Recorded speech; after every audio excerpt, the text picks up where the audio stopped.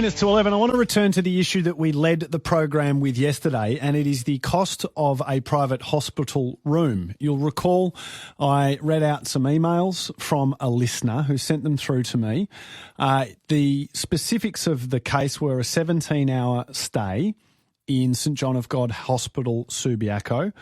The private insurer concerned was HBF, and we spoke to both the CEOs of HBF and St John of God Hospital. But the query from the listener was not that they were out of pocket. They were on the top cover in HBF, and so they didn't pay directly. The query was that the hospital stay component of the bill paid for by the private health insurer was $12,095 for a 17-hour stay for a relatively routine operation on the patient's leg.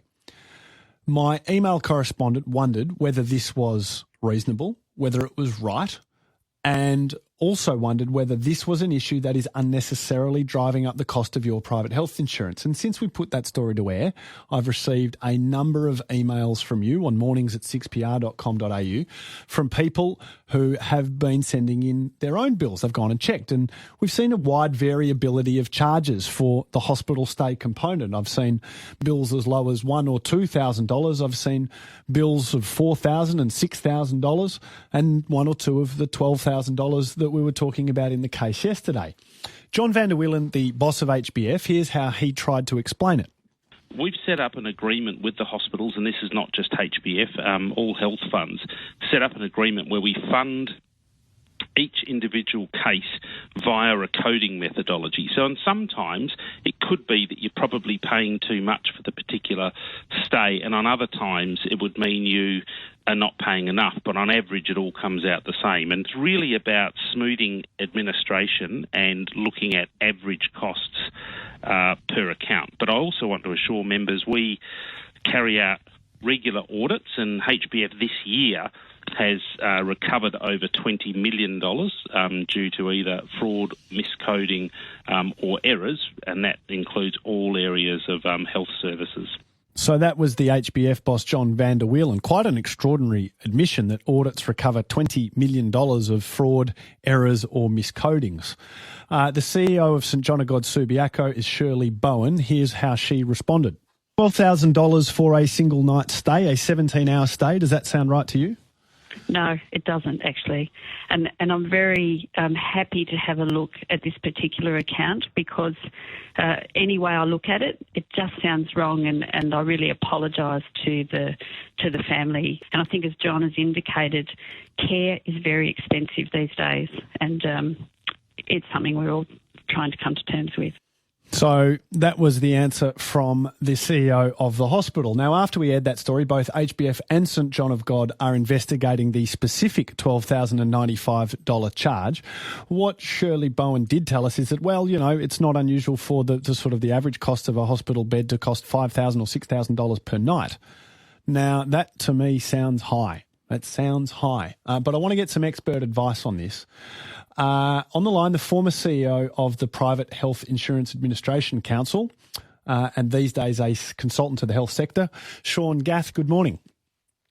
G'day, Gareth. How are you going? I'm okay. So, look, is this issue a new one? Is it an issue that is driving up people's premiums? No and yes. The whole issue of hospital cost, of course, is fundamental to the whole underlying price case sitting around premiums. About 70% of the hospital premium dollar is spent on hospital admission costs and the services provided in hospitals. The remaining 30% is divided up roughly 15% for medical fees and 15% for prosthetic and device type costs.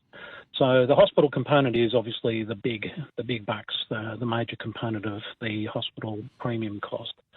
But pricing hospital beds and hospital services and the way in which people are get help through hospitals is incredibly complex, and has been one of the areas that's been bedeviled and problematic in private health insurance for years and years, Gareth. And, you know, what you've unveiled here really is just the latest sort of manifestation of something that's been going on for a long time.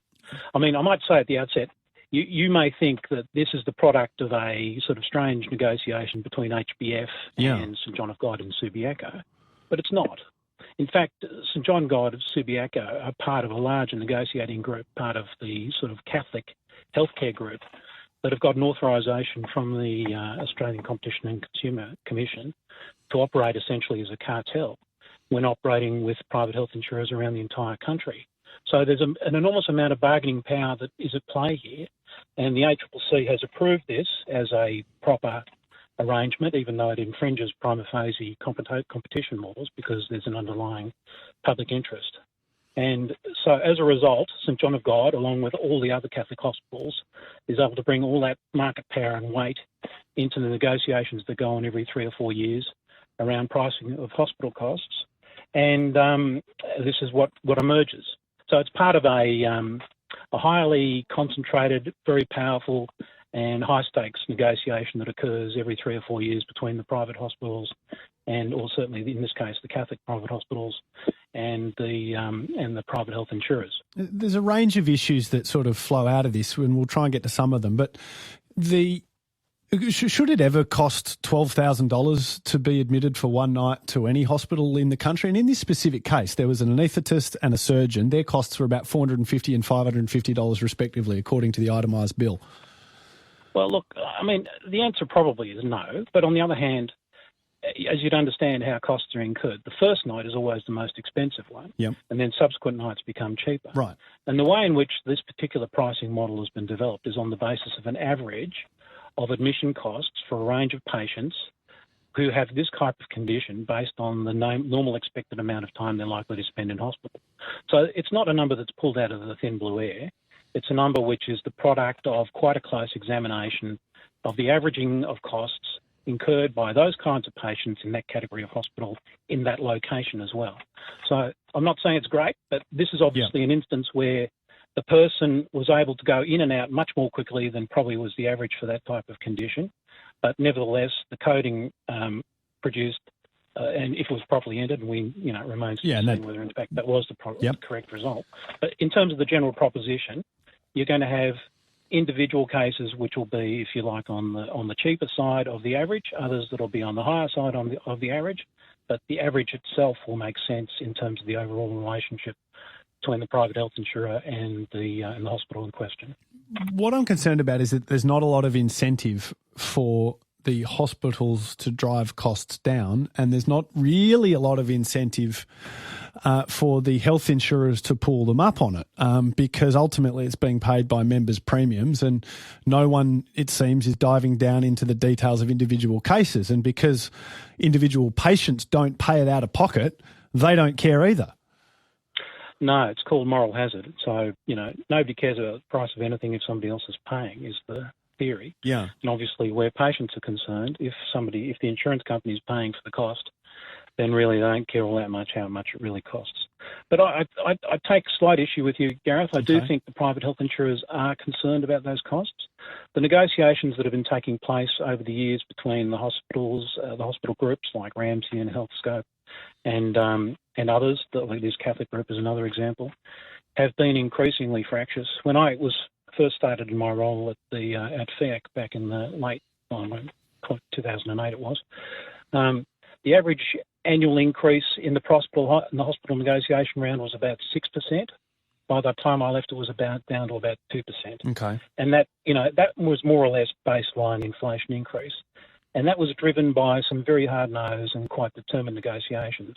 In fact, I felt that was, in an industry that is full of all sorts of dodgy arrangements and dodgy deals, I always felt that the negotiations between the hospitals and the private health insurers were as close to an open market resolution as we were likely to get, even though obviously there is the problem here of these cartel arrangements basically being approved by the ACCC, plus other things which I mentioned on a previous occasion on your show, things like second-tier arrangements, which also distort pricing.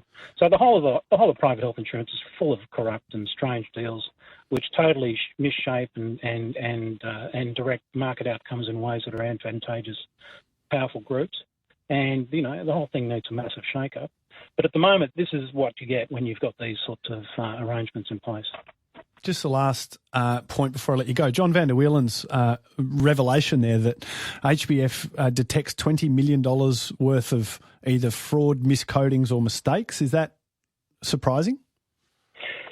No, but I doubt that it's much in the hospital space. If it's in the hospital area, it's probably going to be miscodings, and it sounds like from what the CEO of St John of God was saying, there may have been that kind of error in this case. We don't know. That'll come through, I guess. But I think in terms of fraud, which is obviously the word that stands out in that when that list is read out, it's not going to be happening with these sorts of transactions. These are reputable businesses that are going to have long-term relationships with each other, and it's in nobody's interest to be sort of, to play funny games.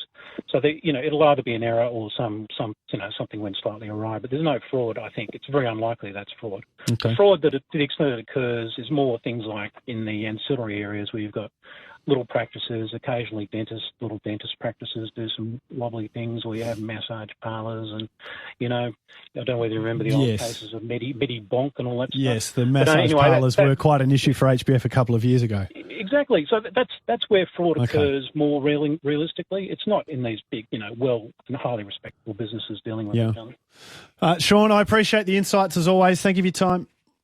My pleasure. See you next time. Shaun Gath, health consultant, former boss of the regulator of the industry.